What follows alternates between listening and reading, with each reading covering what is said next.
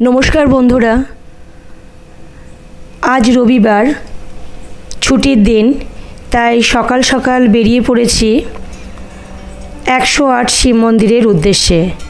एखन जेहेतु श्रावण मास चलছে देवादिदेव महादेवेर जन्म मास ताई এই সময় मंदिर दर्शनও হবে এবং বাবার মাথায় জল ঢালার ইচ্ছাটাও পূরণ হবে।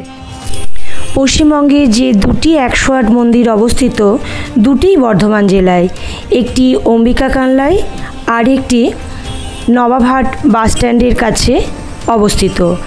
আজ আমরা এসেছি নবাবহাট বাস স্ট্যান্ডের কাছে যে 108 মন্দিরটি অবস্থিত সেখানে। শিয়ালদহ বা হাওড়া থেকে মেন বা কড লাইনে বর্ধমান স্টেশনে এসে মাত্র 15 মিনিট দূরত্বে অবস্থিত বাসে বা টোটোতে বা অটোতে চলে আসতে পারেন এই 108 শিব মন্দিরে। আর বাসে এলে নবাবহাট বাস স্ট্যান্ডে নেমে বাস স্ট্যান্ডের একেবারে গায়েই অবস্থিত এই 108 শিব মন্দির।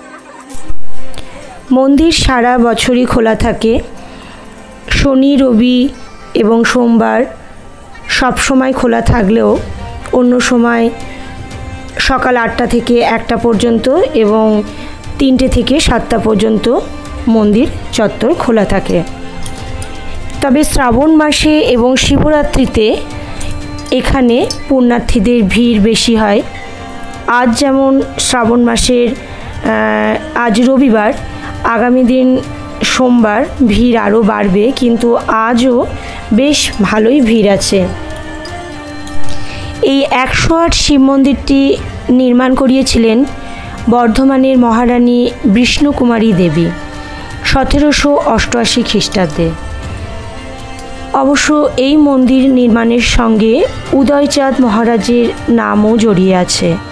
108টি রুদ্রাক্ষের মতোই এই মন্দিরেও 108টি ছোট ছোট মন্দির রয়েছে এবং প্রত্যেকটি মন্দিরের ভেতরে রয়েছে একটি করে শিবলিঙ্গ। মন্দিরের মাঝখানে রয়েছে একটি বাঁধানো পুকুর। পুণ্যার্থীরা এই পুকুর থেকে জল নিয়েও বাবার মাথায় ঢালেন। মন্দির চত্বরের বাইরে পুজোর সমস্ত উপকরণ পাওয়া যায়।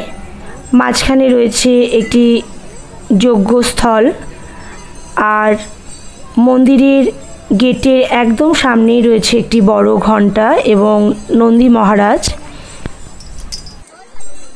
চারিদিকের পরিবেশ ভীষণ সুন্দর, সবুজে ভরা।